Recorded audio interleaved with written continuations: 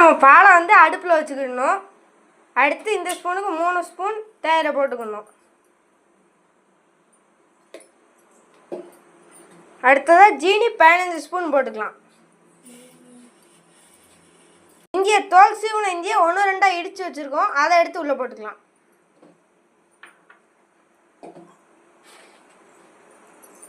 இப்போ இந்த home tail தேயிலையை வச்சு தான் நாங்கள் இந்த காஃபி போட போகிறோம். இந்த ஹோம் டெயில் தேயிலை வந்து ஊட்டியில் மட்டும்தான் கிடைக்கும்.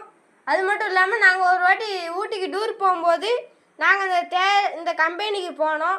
அந்த இடத்துல எனக்கு இந்த தேயிலை ரொம்ப பிடிச்சிருச்சு. அதனால் நான் இதோட லவ்வர் ஆகிட்டேன். நான் 1 கிளாஸ் குடிக்கிற காஃபியோட இடத்துல நான் 2 கிளாஸ் குடிக்கலாம்.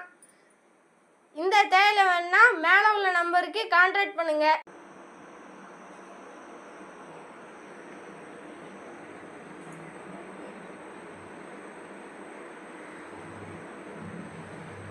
சூடான சுவையான இஞ்சி டீ ப்ரிப்பேர் பண்ணியாச்சு.